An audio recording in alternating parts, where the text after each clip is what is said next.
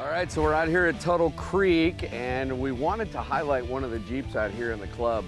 This is John's JK, and this is a perfect example of taking a bone stock JK and having a blast with it and off-roading. This is just a Wrangler Sport. It's got street tires on it, 29-inch tires, no lift at all.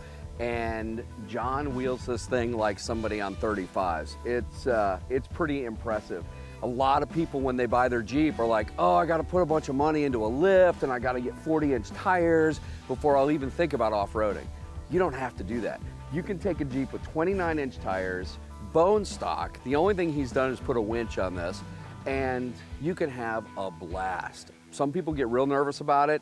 I'm telling you, you will be amazed if you take a stock Jeep out and wheel it. And I'll tell you, the other great thing about doing this with a stock Jeep is you learn how to drive. Sometimes if you go out, you got 35-inch tires and a 4-inch lift, and it's not as difficult to wheel, and you don't become as good a driver off-road as you do if you start with a stock vehicle. So John's done an amazing job. Now, he's got a lift kit for it. He's putting big tires on it, the whole deal, but he's wheeled it like this for 2 years and has had an absolute blast. It hasn't cost him any more money.